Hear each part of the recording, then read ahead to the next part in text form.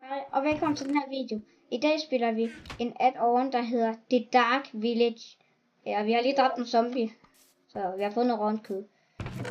Der er en kiste, et ukendt kort, så er der et sværd, en økse og en hakke. Og vi har igen Pete, det vil med. Vil du have vi har stenhakke, stenøkse og stensværd. Hvad for noget er det du har? Og så har jeg et kort. Den tager jeg lige op her, kortet. Jeg tænker, du må gerne få en. Fordi jeg har kort, så kan du få økse og hakke. Så har jeg et sværd. Jeg har også et kranje. Hvad kan man bruge det til? Godt. Det må du gerne få. Ej, der er en kylling. Jeg tror alting ser lidt anderledes ud. Jorden ser også sådan lidt ud. Okay, lad os gå videre. Okay, der er et får. Det ser forholdsvis normalt ud, men jeg må se dens ansigt. Okay, det er ikke særlig kompliceret, det der ansigt. Nej. Ej, konen er godt nok flot, i forhold til de andre køer. Ja. Men jeg tager lige nogle fakler, fordi det tænker jeg kunne være smart. Den ser også anderledes ud. Se det herovre. Hvor? Nå, der. Er det så The Dark Village, eller? Ja. Jeg skulle derover. Ret vildt ud. Det ligner en mand, der holder en. Men lad os bare gå derover. Du kommer bare efter mig, ikke? Der er et skelet. Okay, det ser faktisk realistisk ud, der er skelet. Det er ikke vildt skelet. Jeg dræber det lige. Spørgsmålet bare, hvordan vi kommer op. Der er græskar. Det tænker jeg ikke, vi skal bruge. Ej, det er udskåret, så snart man mirer det. Jeg troede ikke, man kunne få udskåret græskar. Ja. Okay, zombierne ser virkelig dumme ud. Zombie-villagerne, det er bare det samme. Okay, jeg vil rigtig gerne vide, hvordan man kommer op. Faktisk. Ups. Nej. Der er en indhegning her. Jeg glæder mig godt lige vide, hvordan jeg kom derop. Ja, har du også fundet den her kage? Ja, den har jeg set. Jeg tror bare lige, jeg klipper til, vi har fundet en vej op, måske. Jeg har fundet en vej op. Nej! Edderkopper giver poison effekt. Og den ser endnu dummere ud. Hvad skal det lige for dens ansigt? Det ved jeg ikke, men edderkopper giver poison. Det ikke her. Nej. Nej, gå væk. Gå væk, du.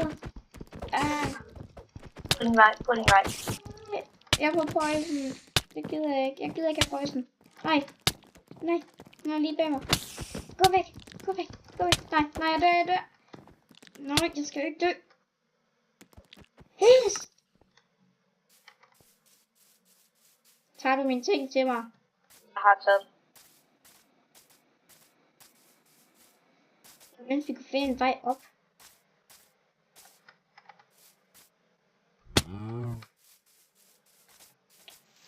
Det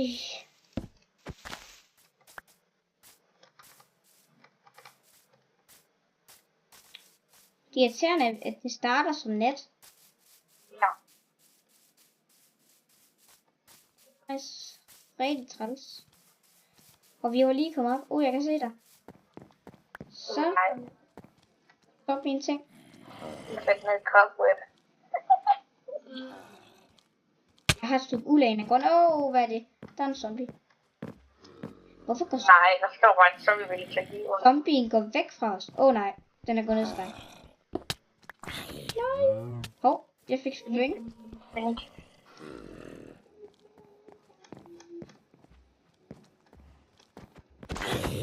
Okay, jeg dræber den. Sådan. Ja. Der er et bibliotek her lige. Kan jeg tage en bog? Nej, det kan jeg ikke. Jeg laver lige en bunke her. Må jeg få mine ting? Ja, jeg laver en bunke med dine ting. Det er din. Så samler den selv op igen.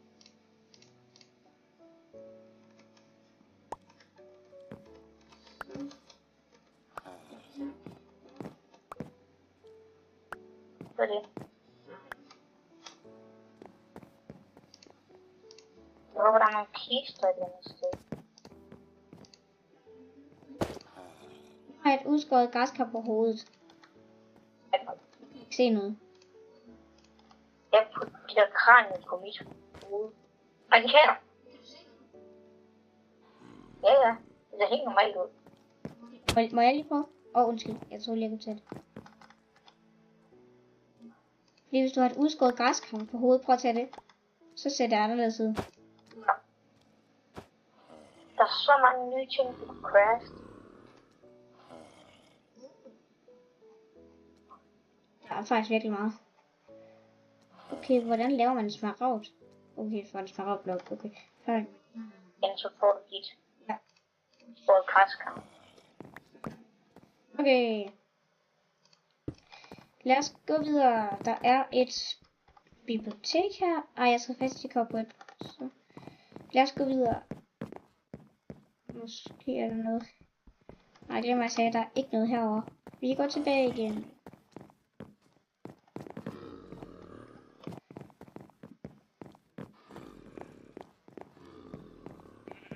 Ja. Nå, kiste. Unødig. En anden kiste unødig. Fast i cobweb. Jeg har et sværd. Et sværd kan jo hurtigt mine det. Prøv at se, hvor hurtigt jeg miner cobweb. Det billede.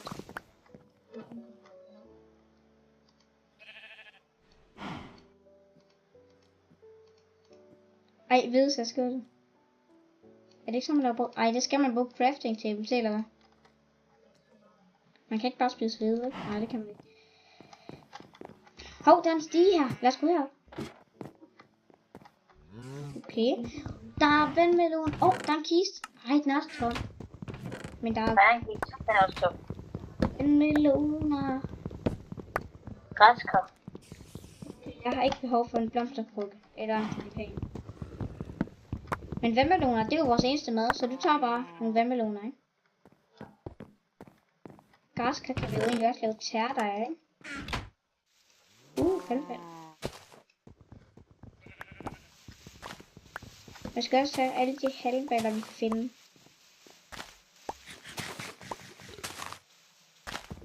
Så. Men vi har ikke noget træ, så vi kan ikke lave... der er en stige, der fører... Nej, jeg tror, den gik længere op. Nu er det dag. Nu kan vi se noget.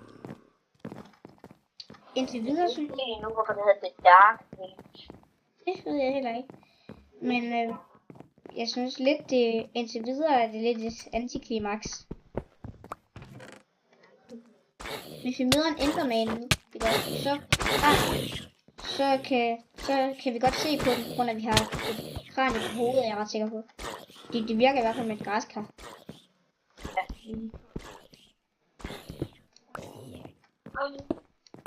En båd. Der er en båd.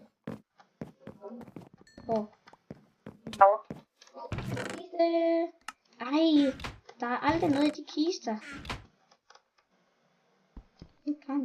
Nej. Jeg kommer over til dig. Hvis jeg skal ellers kunne finde dig. Hvor er du? Jeg kan ikke se dit name tag. Hvor er du? Der hvor det var fyret nu. Jeg kan ikke se der noget som helst sted. Jeg kan se dit name tag. Nej, ikke. Måske det er en glitch.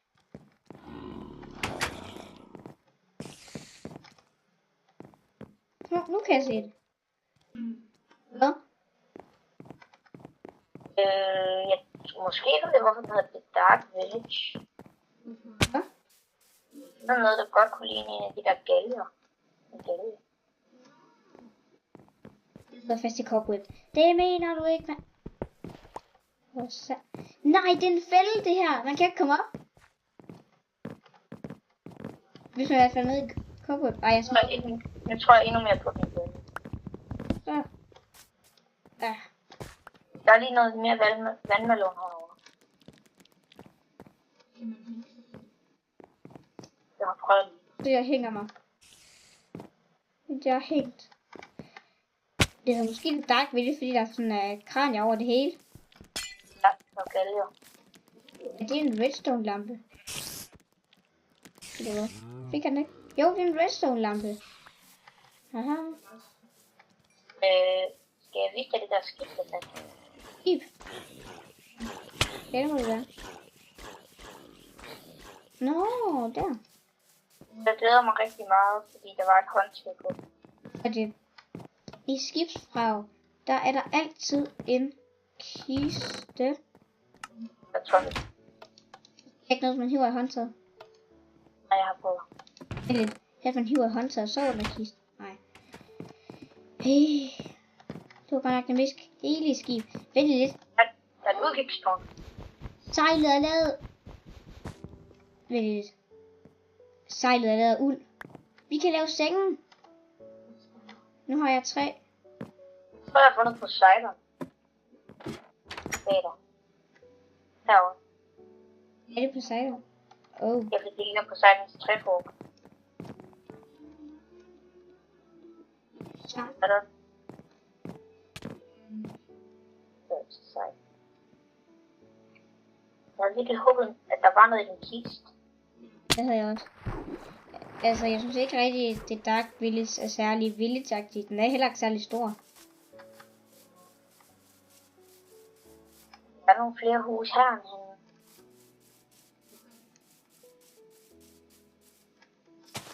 end henne. Jeg mener lige noget træ, fordi det skal vi bruge til at lave senge med.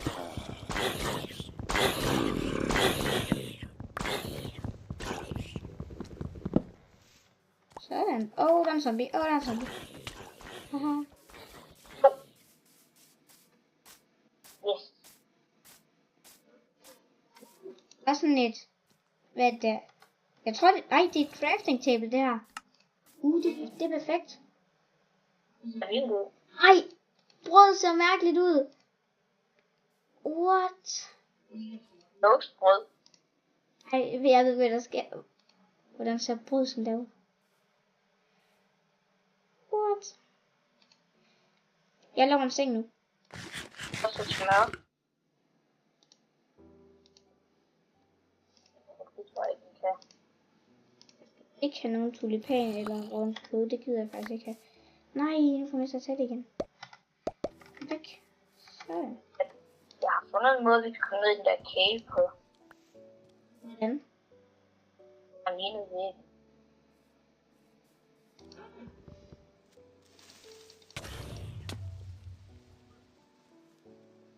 Jeg blev slået ned. Nu er jeg nede i den. Kommer du herned? Jeg blev sprunget i luften af en creeper. Ja. Mens jeg craftede.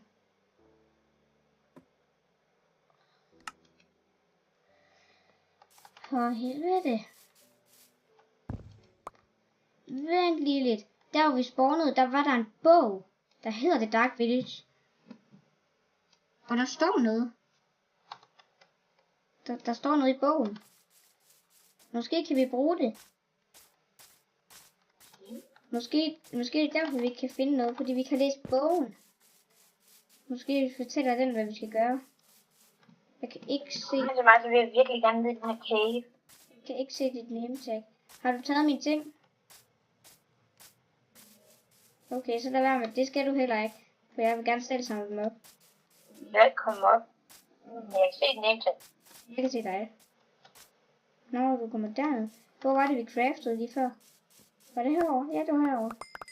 Her var det min ting. Sådan.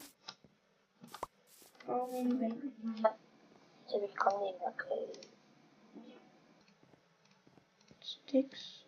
Dem. Og jeg har en blå seng.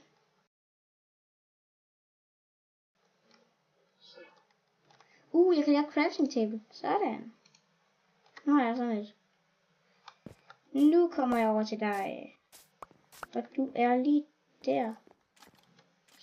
Jeg har også fundet en måde, de kan komme op i huset. Men jeg tænkte, vi lige skulle ned i caven først. Der er bog. Skal jeg læse, hvad der står i den? Okay. Det står på engelsk. Så, men jeg læser det alligevel. Hvad med, jeg bare lige læser det selv, og så kan du læse det bagefter.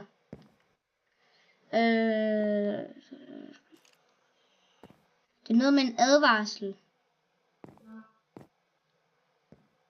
Det kunne vi godt bruge. Det er noget med nogle løgne i ruiner. Og så er der noget med, der er spiders. Der står også, at spiders giver poison. Og så står der også, der er fangede bæster. Der står beasts. Men det kan være, de er nede i den her cave.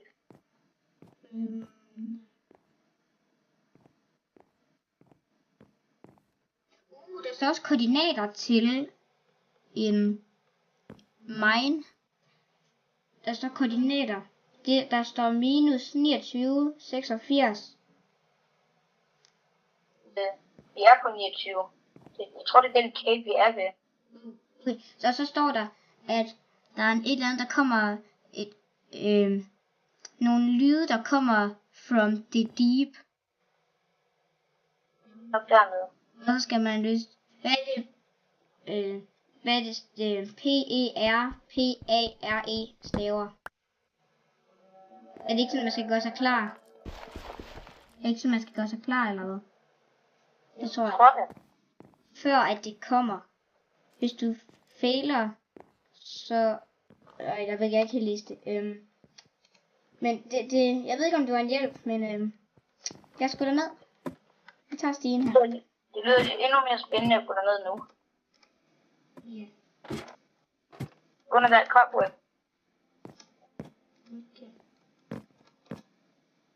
Jeg hopper bare ned her. Ui. Au. Ui. Au. Der er lava. Jeg har 1 liv. Lava. Jeg har 4. Jeg tror faktisk, det er lavet som parkour. Der er smaragdblokke. Jeg må have. Du har hakken. Jeg tror ikke, man kan placere. Man kan ikke placere noget herinde. Man kan placere blokken nogle steder. Hvis du får smaragderne, så prøver jeg at klare parkour. Kan du se de magma-blokke ned for neden? Ja. Dem kan man godt træde på. Du får bare lidt skade af det. Okay, flyt dig lige og prøv lige at... det er faktisk smart. Man kan bare sætte en blok. Parkour. Okay. Nej, vi kan jo bare bygge os over. Haha. Jeg bygger mig bare lige over med de her planks.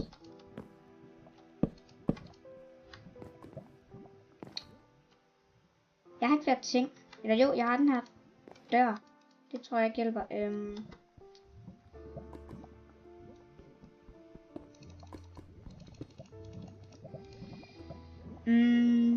Jo, jeg har... Jeg har lavet i lavaen. Er du død? Ja. Pokkers. Jeg dør også. Altså, så snart du rører lavaen, så dør du. Et liv. Nej, jeg vil nok derfor.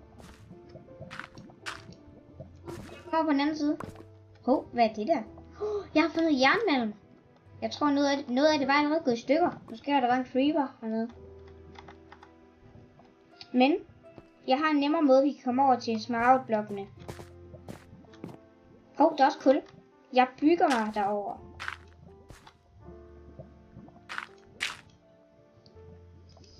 Sådan. Nu har jeg bygget en vej over til smaragdblokkene.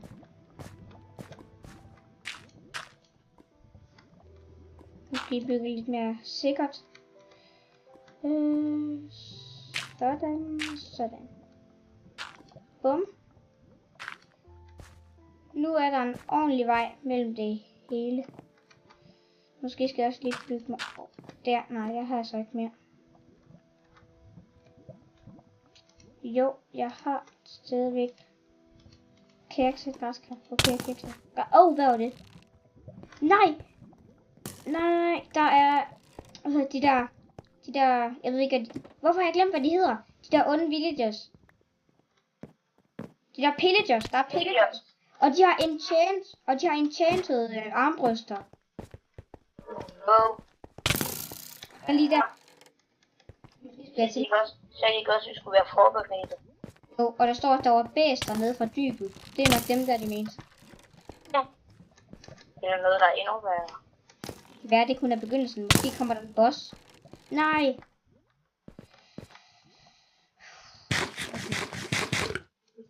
Hvis du dør, så spawner vi et bestemt sted, hvor jeg står. Så skal det være, at vi skal klappe os. Jeg har en idé. Jeg sætter vores spawn point til hernede i hulen. For jeg har en seng. Så nu har jeg sat mit spawn point til nede i hulen. Jeg kan bare dø.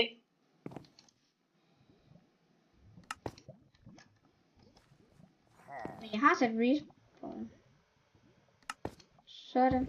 Eller fungerer det sådan? Eller det ved jeg faktisk ikke. Gør det det? Jeg prøver det. Så, jeg har bare, man behøver ikke sove i sengen. Man skal faktisk bare ligge i den, og så bare trykke leave bed bagefter. Kan du også gøre det? Hvis du lige kommer herned igen. Fordi så snart du bare har sovet i den, så spawner den også der.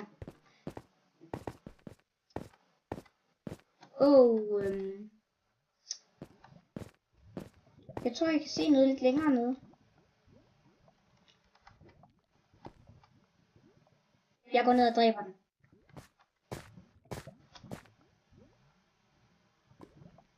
Kommer du også med? Jeg er på vej. Okay.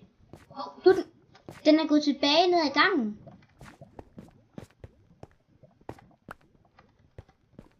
Har du et sværd? Jeg har et sværd. Jeg redder dig. Tak. Nej, nu sidder jeg selv fast. Sådan. Du skal lige sove i sengen. Ja. Og så skal du trykke leave bed. Og så skal du gå ud af den igen. Nu har du sat dit respawn. Pas på, du kan godt falde ned her. Okay, han er gået herned. Så tag din økse frem og vær klar til at angribe.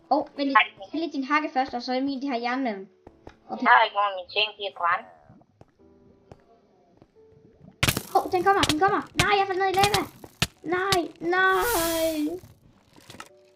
Nu har vi heller ikke et kort. Jeg har fundet et fængsel. Jeg har heller ikke. Magterne til fængslet. Hey, vent på mig. Jeg skal også vores kort. Nej, jeg faldt ned i lava igen. Pis. Jeg fik pillagerne til at brænde. Nej, jeg vil have deres armbryst. Hey, du der. Nej. Jeg er så dårlig. Jeg støber hinanden ud i lava. Nej, din økse ligger der stadig. Nede i magma-blokkene. Fordi magma-blokkene kan jeg ikke få dem til at brænde. Så jeg kan stadig se din økse.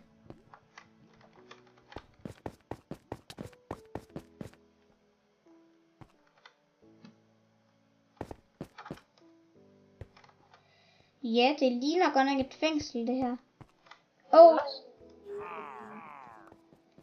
Hvordan klarer vi det her spring? Der er en trappe. Der er en trappe. Der er også en trappe herovre. Nej, der er virkelig mange vagter. Det er der. Dø. Du løber bare ind. Se væk. Se mig omkring. Nej. Jeg døde. Jeg blev skudt. Nej, de kommer. Løb bare løb forbi dem. Nej, jeg løber ned i lavaen. Bare ned. Jeg løb ned i lavaen. Jeg prøver at skubbe dem derned. Nej, de skød mig så mange gange på en gang, at de fik mig skubbet ned i lavaen. Jeg skubber ned. Jeg røg selv ned. Men det er det værd. Vi skal bare skubbe dem alle ned i lavaen. Sådan. Nej, de skubber også mig ned. Pis. Men det er det værd, når der ikke er flere vagter. Okay, vi går ned igen. Nu tror jeg ikke, der er flere. Men mindre der selvfølgelig er en spawner. Det kunne jeg forestille mig, der var. Der er 2. Bare løb forbi dem. Nej, jeg er død. wanna run away. Der var i hvert fald 7. Jeg bliver skudt på. Nej. Nu skal vi have dem ned i det lava. Nej, jeg har en idé. Jeg sætter mit jeg skal gøre sådan, at respawn pointet, det skal være længere henne. Så skal du også bare lige sove i sengen. Jeg sætter det lige her, respawn. Jeg gør vores respawn lige her. Okay. Jeg sover, og nu skal du også sove. Også kan lykkes med at tage løb med sengen derind, placere den, når så sove i den, så sprunder vi midt ind i det. Det er selvfølgelig rigtigt, men er det måske bare lidt farligt at bare være inde i det til at starte med? De kan se mig, de kan se mig, de kan se mig. Løb! Nej, du distraherer dem, så løber jeg. Nej.